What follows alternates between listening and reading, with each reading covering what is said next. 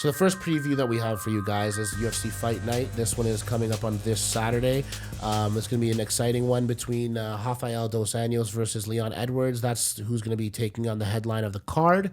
We also have Greg Hardy as a notable name, Aleksei Oleinik versus Walt Harris as another notable name. Now, Juan Adams has been talking about Greg Hardy quite a bit, so that's going to be an interesting little bad element of bad blood there. We also have James Vick fighting Dan Hooker, who famously was taking a lot of body shots against Edson Barboza. That shows how tough this Kiwi is. He's going to be fighting James Vick, and then we have Alexander Hernandez making his return to the octagon against Francisco Trinaldo after that his defeat against Cerrone. But we're going to just touch on these maybe really quickly and see what we have here. We have let's just really quickly do our picks and stuff. Let's do it. So we'll start off with the first fight. It's Andrei Arlovski versus Ben Rothwell. Mm-hmm. This is a heavyweight bout. Andrei Arlovski obviously is a veteran of the game.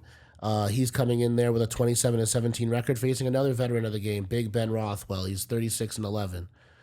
Both these guys are some big boys in the heavyweight division. Who you guys got? Mm-hmm. I don't know who's hairier. I'm trying to figure that out. Whoever has more hair will win. But I gotta say, I think Arlovski trims down a little bit because I remember him back in the day. He was like just, guerrilla style. But two savages, two old school dudes. I got Ben Rothwell. You got Ben Rothwell. Yeah. I think Andrei does not have it anymore. And how do you have it ending? I think Andrei hasn't had it anymore for a long time. I remember that. Remember when he fought Ngannou? Oh yeah, dude. I'm so mad I didn't put money on that fight because I was like, bro, he's definitely getting knocked out in the first round. Like, there's no way. Money. Whatever. It was like a good. The odds were pretty good, and I remember I forgot to bet, and then I saw the result. I was like, oh man, I could have made some easy money right there. Like I was. That's one of the fights that I was the most convinced of the outcome ever. You know? Oh my god. So I don't know. In this case, Ben. This was a little bit more of a toss-up because they're both vets. They're both older. Yeah. And the last thing to go is power. First thing to go is speed. Who's gonna? Honestly, this is a tough one just because it's like I'm not sure who's gonna take it. I'm just gonna go with Ben Rothwell by knockout in the second round. That's where I'm going. Okay. I'm saying Ben Rothwell first round knockout. I guess I'll have to go third round then. Yeah, it's going third round. I don't see those boys hanging out for that long, but who knows? Someone's going to get tired and maybe. All right, next one really quickly. We have got Alexander Hernandez taking on Francisco Trinaldo. Now, Alexander Hernandez is 10-2. He just lost against Cerrone, as I mentioned. That's that kid. So he grew his hair out. Yeah, he just cut his hair actually to a buzz again. So he said to cut off the sins of the past. So I thought that was hilarious. I thought that was hilarious. On the Jesus vibe, or I don't know what he's up to, but he swears like a sailor and doesn't give up about it. So that's also. Nah, he's a savage. He is a sav, man. I like this guy, and I don't know. The thing is that I will have to say is I have to put respect on Trinaldo. Right. This guy comes in here. He's he got their KO submission decision splits are all pretty similar. Correct. But I am gonna go with Alexander Hernandez. I think this kid is. That he needed that loss. He needed that loss to further his career. I think Alexander Hernandez is going to win this fight. I think it's going to be from a TKO in the second round again. Okay. Decision, Hernandez. That's my pick. I think a unanimous decision. All right. Next fight we have is James Vick versus Dan Hooker. Now, again, the Kiwi versus the American, 13-3 James Vick versus 18-8 Dan Hooker. Who you guys got in this fight? So now both those guys been around for a minute, but they all have both of them have like had ups and downs a lot for sure. And they've both been like kind of like really hot prospects at one point, and then they had a few disappointing outings and stuff. Right. Honestly, I think I got Dan Hooker on. Yeah, I got one. Dan Hooker by knockout in the first round. Yeah. Alrighty then. Wow, that was extreme. No, I think he's an amazing kickboxer. He got out kickboxed by Edson Barboza, but that's just gonna. But Barboza, I think this is it. This is James Vick. James Vick is a guy who lands a lot of punches, but if you look at the KO versus the decisions, you can see who's and you look at the significant strikes, you can see similar numbers in the significant strikes. But one of these guys are finishing people, and one of these guys aren't. Yeah. So the way I look at it is the knockdowns per average. I'm just taking Dan Hooker as a better striker. Yeah. Now I don't think he's going to get submitted because he clearly knows how to roll. So I think Dan Hooker can come out as aggressively as he wants. Now, first round knockout is if he catches James Vick. It might even go third round submission. Dan Hooker is so talented at being able to like mix things up. Yeah. I just think he's just gonna. I just want to go with the KO because that's what I want to see him do. I love watching him strike. Okay, you're saying Dan Hooker first round KO. That's it. What do you think? I was gonna say that. Same. But I don't know. It's so you're hoping for a lot because he's that fun. I say second round knockout. No, a TKO. I think TKO? Just be Okay. Yeah. I think dominant. I was gonna say it's kind of the same second or third round TKO for Hooker. Yeah. All right, there it is. You said second or third. Choose one. Yeah, second. Well, okay, that's true. Thank you for keeping me in line. But I would say third round TKO. All right, there it is. Next up, we have Prince of War, Greg Hardy, and the accused woman beater. So now against Juan Adams, the Kraken, and this guy has been talking about Greg Hardy since he's been signed. Oh yeah, has it? I don't know. Hates him. I don't know if Juan Adams has had that in his family or whatever. This is going to be an interesting. He hates him on the principle of he's like, this guy needs to pay, and I will be the done. Okay. I will be the harbinger of justice. Now, Juan Adams is 5-0. He came off of Dana White's Contender Series, if I'm correct. I think so. I remember seeing him, and these guys both have knocked everybody out in their wins. So. I mean, this is going to be a first round knockout for Juan Adams. 6'5", both of them tickies. I'm gonna say Juan Adams knocks him out in the first round. Oh, you think Juan Adams knocks? I think Juan Adams knocks Greg Hardy into next week in the first round. Aren't you optimistic, dude? In the first round, he's gonna knock him. He's gonna knock him in the next. This guy's a savage, huh? I haven't really seen him fight, to be honest. I'm on board. I'm on with the Juan. What do you? You're on with the Juan. What do you want in? I wish first round same. He's gonna come out firing punch after. Oh punch. man, he wants. I wish I had seen more of Juan, but because of my lack of knowledge in this case, I'm gonna say Greg Hardy knockout. All right, there it is. I like it. Next up, we have for you guys Aleksei Oleinik, the boa constrictor. This guy might try to slap another Ezekiel choke from the bottom, bro. on Walt Harris. Now, the Ezekiel choke is probably one of my favorite techniques without the gi, because usually that's a gi choke. That's a gi choke. You usually grab onto the gi, dude. Without the gi, getting your forearm. You're getting your forearm and you're turning into it. Okay, so for those who don't understand what an Ezekiel choke is, can you briefly? describe? So with the gi, you basically grab one sleeve and you're like behind the guy's head. You grab one sleeve and you turn your hand into their neck, and you get that pressure of his neck is between both of your kind of like arms here, and you press like this into their neck.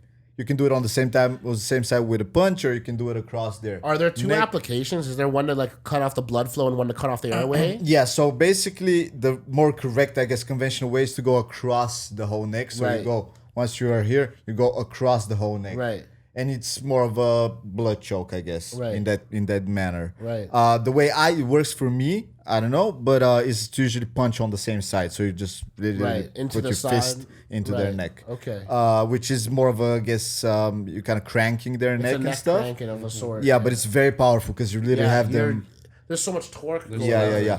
But the fact that Oleinik did those from the bottom, you have to have top position to do that usually. I mean, I've never seen anyone else do it. In a professional fight, Ezekiel choked from the bottom without a gi. Without a gi. While mounted by the other guy. While in mount. He submitted a guy from mount. Yeah. The other guy's like mounting him. He's like, all right, we good, baby. We got this. Literally put him to sleep. We need to do a reaction video to that. I think we should do that. It was just like, everybody was like, what the fuck happened? That's so fun. It's crazy to see a guy get submitted from full mount. Yeah.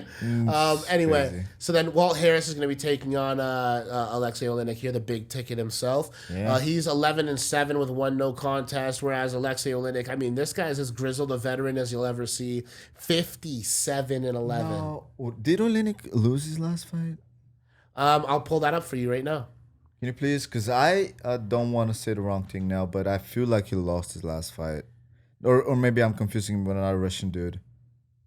So he faced Overeem and got KO'd in the first round at the end. How long ago was that? You know, April 20th this year. Yeah.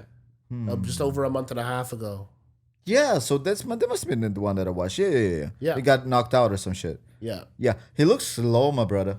Yeah. He looked so slow. Over the hill, very slow. Like at this point in his career, I think he's best served going in there and trying to grind one out, take one to the ground, and try to make something happen there. But what I don't like is what I see here with his takedown accuracy. It's only 39% against a 76% defensive grappling technique for Walt Harris, who actually is a wrestler by trade, and that takedown defense is 11% for Oleinik. So two things. I think, like you said, Oleinik is not probably going to take him down. He's gonna. I mean, his grappling would kick in if he gets taken down by Harris. He's gonna get knocked out. But like honestly, the way I saw him his last fight against Overeem, he just looked so slow. Right. So for me, this is a sign of someone that's maybe aging or not, whatever the case might be. I don't know, but he just looks slow, and I think this fight just Walt Harris might be a little too much for him. So I'm giving Walt Harris the second round knockout. Mikhail? First round TKO. I just think he's going to bury him. Yeah. He's going to just be on top of him, punch after punch. Yeah, that's kind of how I envision it too. But I just see a knockout, maybe like pushing him against the cage in the second round and knocking him out. But I mean, I do think there will be a significant strike, but I think we're going to finish him with ground and pound. I don't think he'll get knocked out cold. I can't see that happening, but he'll... The only way Oleinik wins this fight is if it goes to the ground where he does something from the bottom. Yeah. Because Walt Harris is a wrestler, you're not going to take him down. He's going to take you down if he wants to. Now against a guy who strikes like Oleinik, you're probably Walt Harris. You want to stand up with this guy. He has 11 wins. They're all by knockout. So I'm going to go with Walt Harris with a knockout in the first round as well. I just don't see Oleinik escaping that first round. I think Walt Harris can get pretty much as aggressive as he wants. I just remember. I think so. Oleinik does have that. Does he have a little bit of power? Does he have a not punching power? No? I don't think so much. No. It's more like that squeezing power, whatever. Okay.